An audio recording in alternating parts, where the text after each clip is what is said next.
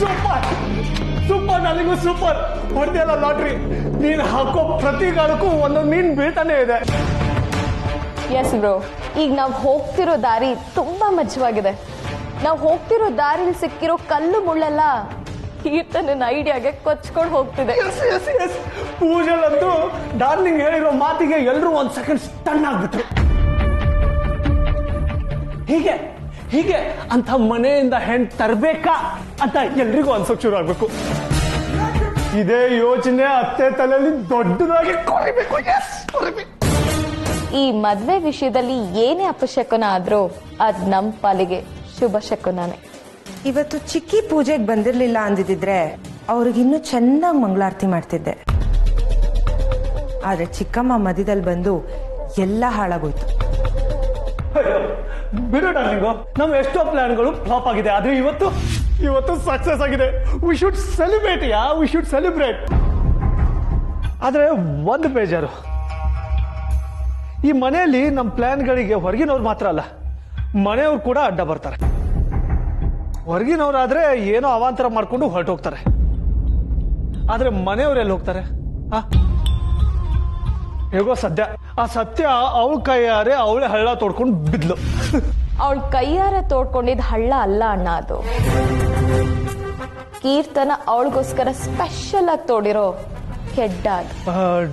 Darling, ಅವಳ purse ಕದ್ದು ಸಿಕ್ಕಾಕೊಂಡಿದ್ರಲ್ಲಿ ನಿನ್ ಕೈವಾಡ. ಕಾರ್ತಿಕ್ ಜೇಬಿಂದ ಪರ್ಸ್ ಕದ್ದಿದ್ದು ಇವಳು. ಆ ಪರ್ಸ್ನ ಬಚ್ಚಿಟ್ಟಿದ್ದು ಈ ಕೈಗಳು. ನನ್ನ ಕಪಾಳಕ್ಕೆ ಹೊಡೆದವಳಿಗೆ ನನ್ನ ಕೈ ರುಚಿ ಏನು ಅಂತ ತೋರ್ಸದ್ ಬೇಡ್ವಾ? Super super, you are simply super darling, super. ನಾನು ಅನ್ಕೋತಿದ್ದೆ ಅಷ್ಟೊಂದು ಬಿಲ್ಡಪ್ ಕೊಡ್ತಿದ್ದ ಅವಳು ಕಳ್ಳಿ ಆಗೋಕ್ ಹೇಗ್ ಸಾಧ್ಯ ಅಂತ. ಅಂದ್ರೆ ಕೀರ್ತನ ಕಳ್ಳಿ ಅಂತನ? No no no no no sister, ಈಗಿನ ಪ್ರಪಂಚ ಹೇಗಂದ್ರೆ ಕಾಸಿಲ್ದೆ ಇರೋರು ಕದ್ರೆ ಕಳತನ ಅಂತಾರೆ. ಅದೇ ಕಾಸಿರೋರು ಶ್ರೀಮಂತರು ಕದ್ರೆ ಬಿಸ್ನೆಸ್ ಸ್ಟ್ರಾಟಜಿ ಅಂತ ಹೇಳ್ತಾರೆ. ಬುದ್ಧಿವಂತಿಕೆ ಅಷ್ಟೇ. ದೊಡ್ಡವ್ರು ಮಾಡಿದ್ರೆ ಮರ್ಯಾದೆ ಸಿಗುತ್ತೆ, ಅದೇ ಚಿಕ್ಕವ್ರು ಮಾಡಿದ್ರೆ ಮಾನ ಹೋಗುತ್ತೆ. That's right. ನಾನು ನನ್ನ ತಮ್ಮನ ಪರ್ಸ್ನ ತಗೊಂಡ್ರೆ ಅದು ಕಳ್ತನ ಅಲ್ಲ, ಅದೇ ಪರ್ಸನ್ನ ಅವಳು ತಗೊಂಡ್ರೆ ಅದು ಕಳ್ತನ. ಆದ್ರೆ ನೀನ್ ತಗೊಂಡು ಹೋಗಿ ಅವಳ ಮೇಲೆ ಬರೋ ಹಾಗೆ ಮಾಡೋದು ಜಾಂತನ ಡಾರ್ಲಿಂಗು, ಜಾಂತನ.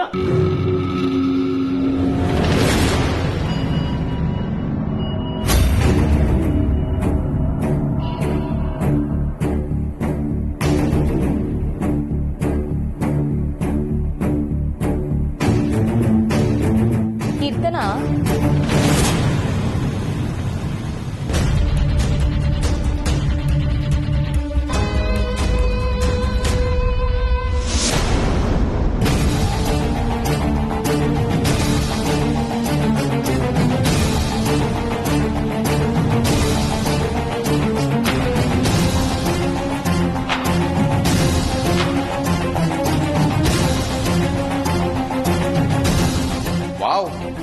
Brilliant idea. ಒಬ್ಬರಿಗೆ ಮೋಸ ಮಾಡಿ ಅನ್ಯಾಯ ಮಾಡಿ ಇಷ್ಟೆಲ್ಲ ಸಂಭ್ರಮ ಪಡ್ಬೋದು ಅಂತ ನನಗೆ ಗೊತ್ತೇ ಇರಲಿಲ್ಲ. ಇನ್ನೊಬ್ಬರಿಗೆ ನೋವು ಕೊಡೋದ್ರಲ್ಲಿ ಎಷ್ಟು ಮಜಾ ಇದೆ ಅಲ್ಲ. ಹಿಂದೆ ರಾಕ್ಷಸರೆಲ್ಲ ಹೀಗೆ ಇದ್ದಿದ್ದು, ಆದ್ರೆ ನೀವು ಅಪ್ಪಿ ತಪ್ಪಿ ಮನುಷ್ಯರಾಗಿ ಹುಟ್ಬಿಟ್ಟಿದ್ದೀರಾ. ಕಾರ್ತಿಕ್,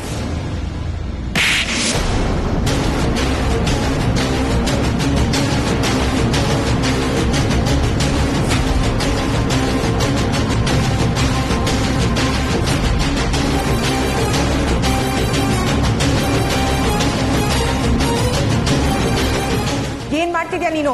ಅವಳಿಗೆ ಯಾಕೋ ಹೊಡೆದೆ? ನಿನಗೆ ಹೊಡೆಯಕ್ಕಾಗಲ್ವಲ್ಲ, ಅದಕ್ಕೆ. ನಿಮ್ ತರ ಮನುಷ್ಯತ್ವ ಬಿಟ್ಟಿದ್ರೆ ಇವಳ ತರ ನಿನ್ಗೂ ಕೊಡ್ತಾ ಇದ್ದೆ. ಅಲ್ಲ ಭಾಮೈದ, ಹೊಡೆಯೋ ಅಂತ ತಪ್ಪೇನಾಯ್ತು? ಅವಳು ನನ್ನ ತಂಗಿ ಅಲ್ಲ, ನೀನೇ ಅವಳ ಮೇಲೆ ಕೈ ಮಾಡಿದ್ರೆ ಮುಂದೆ. ಶಡಪ್. ಸಂಬಂಧ ಅನ್ನೋ ಕಾರಣಕ್ಕೆ, ಹೆಣ್ಣು ಅನ್ನೋ ಕಾರಣಕ್ಕೆ ಇವಳನ್ನ ಸುಮ್ನೆ ಬಿಡ್ತಾ ಇದ್ದೀನಿ. ಇಲ್ಲ ಅಂದಿದ್ರೆ ಕೂತ್ಕೆ ಹಿಡ್ದು ಹೊರಗಡೆ ಆಗ್ತಾ ಇದೆ. ಏಯ್ ಕಾರ್ತಿಕ್, ಯಾರ ಬಗ್ಗೆ ಮಾತಾಡ್ತಿದ್ಯಾ ನೀನು? ಏನೇ ಕೂಗಾಡ್ತಾ ಇದ್ಯಾ? ತಪ್ಪು ಮಾಡೋದೆಲ್ಲ ಮಾಡಿ ಇನ್ನೂ ಕೂಗಾಡ್ತಾ ಇದೆಯಲ್ಲ, ನಾಚಿಕೆ ಆಗಲ್ವಾ ನಿಂಗೆ? ಕಾರ್ತಿಕ್, ಏನೇ ಆದ್ರೂ ಅವಳು ನಿಮ್ಮ ಅಕ್ಕ ಅಪ್ಪ ಅಲ್ಲ, ಸ್ವಲ್ಪನಾದ್ರೂ ಗೌರವ. ಏಯ್ ಮುಚ್ಚಯ್ಯ ಬಾಯಿ. ಗೌರವ ಅಂತೆ ಗೌರವ, ಏನು ಗೌರವ ಉಳ್ಸೋ ಅಂತ ಕೆಲ್ಸನ ಮಾಡಿದೀರಾ ನೀವು? ನೀನು ಮಾತೆತ್ತಿದ್ರೆ ಲೆವೆಲ್ಲು ಸ್ಟೇಟಸ್ ಮಾಡೋದೆಲ್ಲ ಈ ತರ ಚೀಪ್ ಗಿಮಿಕ್ಸ್. ಅವ್ರನ್ನ ತುಳಿಬೇಕು ಅಂದ್ರೆ ಎಲ್ರು ಹೇಗೆ ಆಕ್ಟಿವ್ ಆಗಿ ಹೋಗ್ತೀರಲ್ಲ, ಅದೇ ತಲೆನ ಬೆಳೆಯೋದಕ್ಕೆ ಉಪಯೋಗಿಸಿ, ಅವಾಗಾದ್ರೂ ಉದ್ಧಾರ ಆಗ್ತೀರಾ. ನೀವು ಅವಳನ್ನ ಮನೆಯಿಂದ ಆಚೆ ಕಳಿಸಿ ಮೆರೀತಾ ಇದ್ದೀರಾ, ಆದ್ರೆ ನಿಮ್ಮಿಂದ ಹೋಗಿದ್ದು ಅವಳು ಮಾತ್ರ ಅಲ್ಲ, ಮನೆ ಮಾನ ಮರ್ಯಾದೆ. ನೀನ್ ನನ್ನ ಜೊತೆ ಹುಟ್ಟೋಳು ಅಂತ ಹೇಳ್ಕೊಳಕ್ಕೂ ನಾಚಿಕೆ ಆಗತ್ತೆ. ಥು.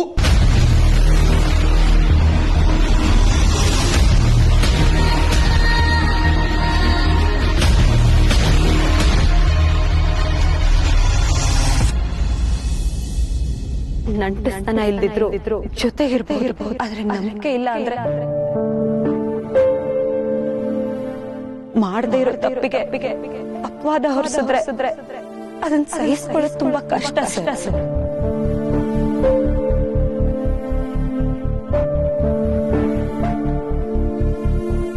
ಪೂಜೆ ಚೆನ್ನಾಗಾಯ್ತಲ್ವೇನ್ರಿ?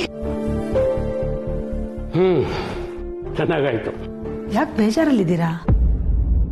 ಏನೂ ಇಲ್ಲ ಸೀತಾ, ಸಂಭ್ರಮ ಪಡಬೇಕಾದ ದಿನ ಆ ಹುಡುಗಿ ಮನೆ ಬಿಟ್ಟು ಹೋದ್ಲಲ್ಲ, ಎಷ್ಟು ನೊಂದ್ಕೊಂಡು ಹೋದ್ಲು. ಅದನ್ನ ನೆನೆಸ್ಕೊಂಡ್ರೆ ತುಂಬಾ ಬೇಜಾರಾಗ್ತಾ ಇದೆ. ಅಂದ್ರೆ ತಪ್ಪು ಮಾಡಿರೋಳನ್ನ ಮನೇಲಿ ಇರು ಅಂತ ಹೇಳ್ಬೇಕಿತ್ತ? ಅಲ್ಲ ರೀ, ಮನೇಲಿ ಶುಭ ಕಾರ್ಯ ಆಗಿದೆ, ಸಂತೋಷ ಪಡೋದ್ ಬಿಟ್ಟು ಮನೆಯಿಂದ ಆಚೆ ಹೋದವಳ ಬಗ್ಗೆ ಚಿಂತೆ ಮಾಡ್ತಿದ್ದೀರಲ್ಲ ನೀವು. ನಿನಗೆ ಆ ಹುಡುಗಿನ ಕಂಡ್ರೆ ಮೊದಲಿಂದಲೂ ಅಷ್ಟಕ್ಕಷ್ಟೇ. ನಾನು ಗಮನಿಸಿದ್ದೀನಿ. ಹಾಗಂತ ಅವಳು ಮನೆ ಬಿಟ್ಟು ಹೋದ್ರೆ ಸ್ವಲ್ಪನಾದ್ರೂ ಅನುಕಂಪ ತೋರಿಸೋದು ಬೇಡವೇನೆ? ಇಲ್ಲ ರೀ, ಅವಳು ಹಾಕೊಳ್ಳೋ ಬಟ್ಟೆ ಬರೆ, ಅವಳಿರೋ ರೀತಿ ನನಗೆ ಇಷ್ಟ ಆಗ್ಲಿಲ್ಲ ನಿಜ. ಆದ್ರಿಂದ ನನಗೇನು ಆಗ್ಬೇಕಾಗಿಲ್ಲ. ಇಷ್ಟಕ್ಕೂ ಅವಳು ಹೀಗೆ ಇರ್ಬೇಕು ಹಾಗೆ ಇರ್ಬೇಕು ಅನ್ನೋದಕ್ಕೆ ಅವಳೇನ್ ನಮ್ಮನೆ ಅವಳ ಅಥವಾ ನಮ್ಮನೆ ಸೊಸೆ ಆಗಿ ಬರೋಳ? ಇಲ್ಲ ತಾನೆ. ಆದ್ರೆ ಇದೇ ಒಂದು ಕಾರಣದಿಂದ ಅವಳ ಮೇಲೆ ನನಗೆ ಅನುಕಂಪ ಇಲ್ಲ ಅಂತ ಹೇಳೋದಿದೆಯಲ್ಲ, ಅದು ಸುಳ್ಳು. ತಪ್ಪು ಮಾಡಿದವ್ರ ಮೇಲೆ, ಅಪರಾಧ ಮಾಡಿದವ್ರ ಮೇಲೆ ಅನುಕಂಪನಾದ್ರೂ ಯಾಕೆ ತೋರಿಸ್ಬೇಕು ಹೇಳಿ? ಅವಳು ಪರ್ಸ್ ಕದ್ದಿದ್ದಾಳೆ, ತಪ್ಪು ಮಾಡಿದಾಳೆ, ಪ್ರಾಯಶ್ಚಿತ್ತವಾಗಿ ಮನೆ ಬಿಟ್ಟು ಆಚೆ ಹೋಗಿದ್ದಾಳೆ. ತಪ್ಪು ಮಾಡಿದ ಅವಳಲ್ಲ, ನಾವು.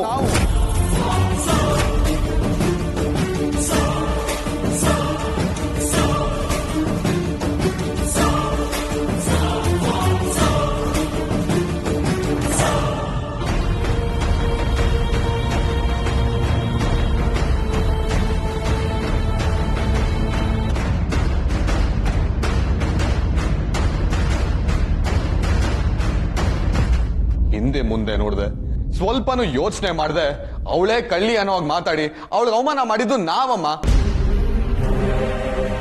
ಏನು ತಪ್ಪು ಮಾಡ್ದೆ ಈ ತರ ಆರೋಪ ಸಹಿಸ್ಕೊಂಡು ಯಾರಮ್ಮ ಇರ್ತಾರೆ? ಏನು ಹೇಳ್ತಿದೀಯಾ?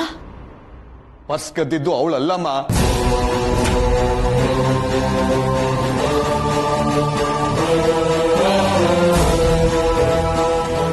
ಮತ್ತೆ ನಿನ್ ಪರ್ಸು ಅವಳಿದ್ರ ರೂಮಲ್ಲಿ ಹೇಗೋ ಸಿಕ್ತು? ಅದು ಸಿಕ್ಕಿದಲ್ಲ, ಸಿಗೋ ಹಾಗೆ ಮಾಡಿದ್ದು. ಅಪ್ಪ ಅಕ್ಕನೂ ನಿಶಾ ಸೇರ್ಕೊಂಡು ಪರ್ಸ್ನ ಸತ್ಯ ರೂಮಲ್ಲಿಟ್ಟು ಈ ತರ ನಾಟಕ ಮಾಡಿದ್ದಾರೆ.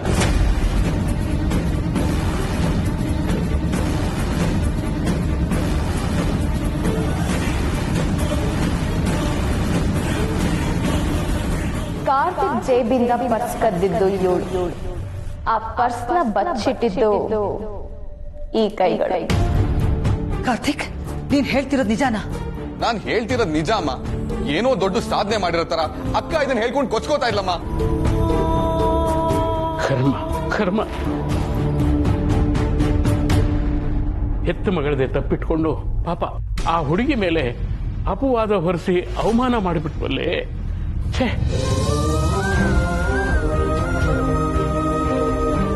ಇವ್ರದ್ಯಾಕೋ ನಿಜವಾಗ್ಲೂ ಅತಿ ಆಯ್ತು ರೀ. ಈಗಲೇ ಹೋಗಿ 4 ಬಾರಿಸಿ ಬುದ್ಧಿ ಹೇಳ್ತೀನಿ. ಸೀತಾ, ಕಲಿಯೋ ವಯಸ್ಸಿನಲ್ಲೇ ಕಲೀಲಿಲ್ಲ, ಈಗ ಹೇಳಿದ್ರೆ ಬುದ್ಧಿ ಕಲಿತಾಳೇನೆ.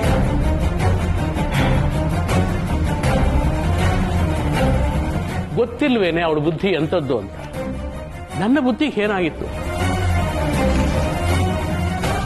ಸತ್ಯ ಅಂತ ಹುಡುಗಿ ಅಲ್ಲ ಅಂತ ಗೊತ್ತಿದ್ರು ಆ ಹೊತ್ತಿನಲ್ಲಿ ನಾನು ಸ್ವಲ್ಪನಾದ್ರೂ ವಿವೇಕ ಇಲ್ಲದೆ ನಡ್ಕೊಂಡ್ಬಿಟ್ನಲ್ಲ. ಛೇ, ನನ್ನ ಬುದ್ಧಿಗಷ್ಟು. ಹಾಗಂತ ಅವಳನ್ನ ಸುಮ್ಮನೆ ಬಿಟ್ರೆ ಅವಳು ಆಡೋ ಆಟಕ್ಕೆ ಮಿತಿನೇ ಇರಲ್ಲ ರೀ. ಈಗ ಅವಳು ಹೇಳಿ ಏನು ಪ್ರಯೋಜನ ಇಲ್ಲಮ್ಮ. ಅವಳಿಗೆ ಏನ್ ಹೇಳಬೇಕೋ ಅಷ್ಟು ನಾನು ಹೇಳಿ ಬಂದಿದ್ದೀನಿ. ಅಕ್ಕಂಗ್ ಬುದ್ಧಿ ಹೇಳೋದು ಒಂದೇ, ನಾಯಿ ಬಾಲ ನೆಟ್ಟಿಗೆ ಮಾಡೋದು ಒಂದೇ. ಅವಳು ಪಿತೂರಿಯಿಂದ ಪಾಪ ಸತ್ಯಂಗ್ ಅವಮಾನ ಆಗೋಯ್ತು. ಸತ್ಯನ್ಗೆ ಹೇಗ್ ಮಾಡಿದಾಳೆ ಅಂದ್ರೆ ನಾಳೆ ದಿವ್ಯಾ ಬಂದ್ರೆ ಅವಳ್ದೇನಮ್ಮ ಗತಿ? ಮೊದ್ಲೇ ದಿವ್ಯನ್ ಕಂಡ್ರೆ ಇವಳಿಗಾಗಲ್ಲ. ಏನ್ ಮಾಡ್ತಾಳೋ ಅಂತ ನಂಗೆ ಚಿಂತೆ ಆಗ್ತಾ ಇದೆ. ಒಟ್ಟು ಹೆಣ್ಣು ಕುಲಕ್ ಹೊರಗೆ ಅಂತ ನಾವು ಅರ್ಥ ಮಾಡ್ಕೋಬೇಕಾಗಿತ್ತಪ್ಪ. ಕಷ್ಟ ಅಂದಿದ ತಕ್ಷಣ ಕರ್ಕೊಂಬಂದ್ರಿ, ನೋಡಿದ್ರ ಅವಳಿಂದ ಏನೇನ್ ಆಗ್ತಾ ಇದೆ. ಪಾಪ ಸತ್ಯ, ಅವಳಿಗೆ ಎಷ್ಟು ಅವಮಾನ ಆಗಿದೆಯೋ ಏನೋ. ಅಮಾಯಕರಾಗಿದ್ದು ಅವಮಾನ ಆದರೆ ಆಗೋ ನೋವು ಎಂಥದ್ದು ಅಂತ ನನಗೆ ಚೆನ್ನಾಗಿ ಗೊತ್ತು ಸೀತಾ. ಪಾಪ ಅವಳು ಎಷ್ಟು ನೊಂದುಕೊಂಡು ಹೋದ್ಲು ಏನೋ. ಅವಳು ಬರಲ್ಲ ಅಂತಂದ್ರು ನಾನೇ ಒತ್ತಾಯ ಮಾಡಿ ಕರ್ಕೊಂಬಂದು ಅವಮಾನ ಮಾಡಿಬಿಟ್ವಲ್ಲೆ ಅವಳಿಗೆ. ನೋಡಿ, ಆ ಹುಡುಗಿನ ನಮ್ಮ ಮನೆ ಪೂಜೆ ಪುನಸ್ಕಾರದಿಂದ ನಾನು ದೂರ ಇಟ್ಟಿದ್ದೆ ನಿಜ. ಯಾಕೆಂದ್ರೆ ಆ ಹುಡುಗಿ ಸಂಪ್ರದಾಯಸ್ಥರ ಮನೆತನದ ಹುಡುಗಿ ತರ ಅನಿಸ್ತಿರ್ಲಿಲ್ಲ. ಅದಕ್ಕೆ ಆದ್ರೆ ಆ ಹುಡುಗಿಗೂ ಒಂದು ಮನಸ್ಸಿದೆ. ಆ ಮನಸ್ಸಿಗೆ ನೋವಾಗುತ್ತೆ ಅಂತ ನನಗೀಗ ಅನಿಸ್ತಾ ಇದೆ. ಈಗ ಅರ್ಥ ಆಗಿ ಏನು ಪ್ರಯೋಜನ? ಕಾರ್ತಿಕ್, ಹೋಗು, ಆ ಹುಡುಗಿ ಎಲ್ಲಿದ್ದಾಳೆ ಅಂತ ತಿಳ್ಕೊಂಡು ಅವಳನ್ನ ಮನೆಗೆ ಕರ್ಕೊಂಡ್ ಬಾ. ಕೀರ್ತನನ್ ಪರವಾಗಿ ನಾನು ಅವಳ ಹತ್ರ ಕ್ಷಮೆ ಕೇಳ್ತೀನಿ. ಹೋಗು. ಹೌದು ಮಗನೇ, ಅವಳೆಲ್ಲಿದ್ರು ಹೋಗಿ ಕ್ಷಮೆ ಕೇಳಿ ಕರ್ಕೊಂಬ. ಪಾಪ ಅವಳು ಮೊದಲೇ ಯಾವುದೋ ಕಷ್ಟದ ಪರಿಸ್ಥಿತಿಯಲ್ಲಿ ಸಿಕ್ಕಾಕೊಂಡಿದ್ಲು. ನಾವು ಅವಳನ್ನ ಕರ್ಕೊಂಬಂದು ಅವಳಿಗೆ ತುಂಬಾ ನೋವು ಕೊಟ್ಟು ಬಿಟ್ವಿ. ಕಾರ್ತಿಕ್, ನಾವು ಮಾಡಿದ ತಪ್ಪಿಗೆ ಪ್ರಾಯಶ್ಚಿತ್ತ ಆಗಬೇಕಾದ್ರೆ ಆ ಹುಡುಗಿ ಬಂದು ನಮ್ಮನ್ನು ಕ್ಷಮಿಸಿದ್ದೀನಿ ಅಂತ ಹೇಳಬೇಕು. ಆಗಲೇ ನನಗೆ ಸಮಾಧಾನ ಆಗೋದು. ಇಲ್ಲ ಅಂದ್ರೆ ನಾವು ಮಾಡಿದ ಪಾಪ ಪ್ರಜ್ಞೆ ನಮ್ಮನ್ನು ಕಾಡ್ತಾ ಇರುತ್ತೆ. ಹೋಗು, ಅವಳು ಎಲ್ಲಿದ್ರು ಸರಿ, ಹುಡ್ಕೊಂಡ್ ಬಾ. ಸರಿಪ್ಪ. ಸರಿ, ಬೇಗ ಹೋಗು.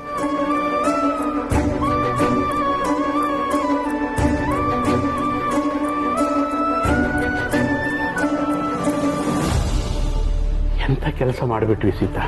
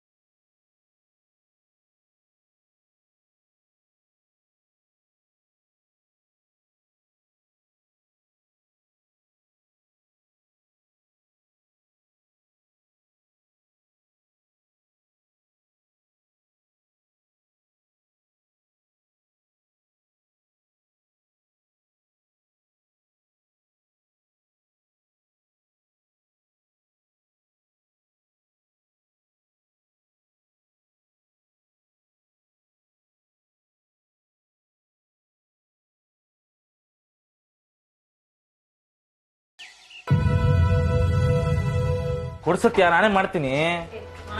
ಏ ತಳ ಅಲ್ಲೋ 450 ರೂಪಾಯಿ ಆಯ್ತು. ನೋ ಅವಂದೇ ಬ್ಯಾಲೆನ್ಸ್ ಐತೆ ಕಣೋ. ಹೌದಾ? ಅಮ್ಮಾಟೆ ನಿಂದ ಆಯ್ತೇನೋ ಗೊತ್ತಾ ಅಂದ್ರೆ ಅದು ಬೇರೆ ಗಾಡಿದು ಬೇಗ ಬೇಗ ಮಾಡು ಮುಚ್ಕೊಂಡು.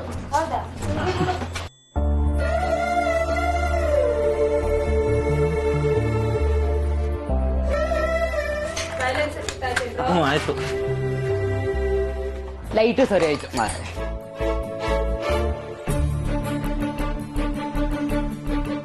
ಓಹೋ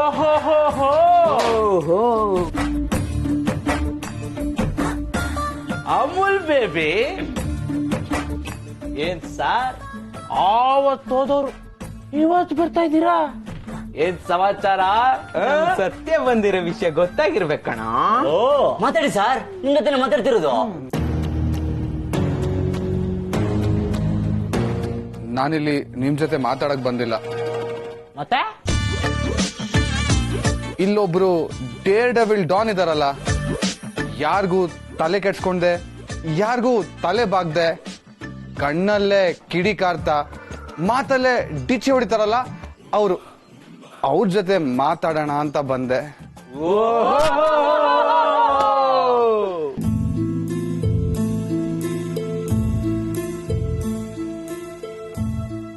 ತಾವು ಸತ್ಯನ್ ಬಗ್ಗೆ ಹೇಳ್ತಿರೋದು ಅಂತ ಗೊತ್ತಾಯ್ತು.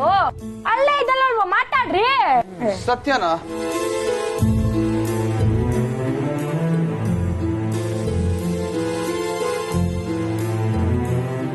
ಎಲ್ಲಿದ್ದಾಳೆ? ನನಗ್ ಕಾಣಿಸ್ತಾನೆ ಇಲ್ವಲ್ಲ. ಎಲ್ಲಿದ್ದಾಳೆ? ಅಲ್ಲೇ ಇದಲ್ಲ ಮಾತಾಡ್ರಿ. ಚೇಚೆ, ನಾನ್ ಮಾತಾಡ್ಬೇಕು ಅಂತಿರೋದು ಇವ್ರ ಹತ್ರ ಅಲ್ಲ. ನಾನ್ ಹೇಳಿದ್ನಲ್ಲ, ಲೈಫಲ್ಲಿ ಏನೇ ಕಷ್ಟ ಬಂದ್ರು ಅದನ್ನ ಕಲ್ಲಿನ ಹಾಗೆ ನಿಂತ್ಕೊಂಡು ಎದುರಿಸೋ ಕಿಲಾಡಿ ಹುಡುಗಿ ಹತ್ರ.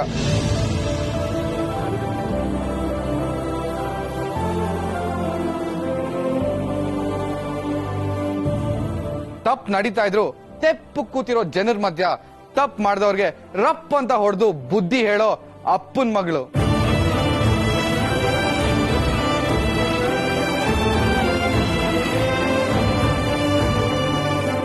ತನ್ಮೇಲೆ ಯಾರೇ ಏನೇ ಅಪವಾದ ಮಾಡಿದ್ರು ಅದಕ್ಕೆ ತಕ್ಕ ತಿರುಗೇಟ್ ಕೊಡೋ ಲೇಡಿ ರಾಮಾಚಾರಿ ಜೊತೆ ಮಾತಾಡಕ್ ಬಂದಿದ್ದೀನಿ.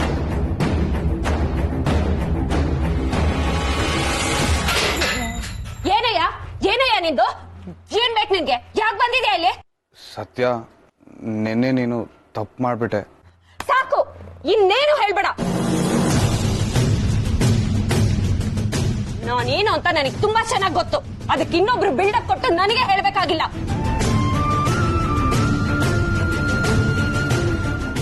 ಅದ್ರ ಮೇಲೂ ನಾನೇ ತಪ್ಪು ಮಾಡಿದ್ದೀನಿ ಅಂತ ಹೇಳ್ತಾ ಇದ್ರೆ ನನ್ ತಲೆ ಕೆಡುತ್ತಷ್ಟೇ. ಪಿತ್ತ ನೆತ್ತಿಗೇರಿ ಕೈ ಕುತ್ತಿಗೆಗೆ ಹೋಗೋಕ್ಕೂ ಮುಂಚೆ ಹೋಗ್ತಾ ಇರಿ ಇಲ್ಲಿಂದ.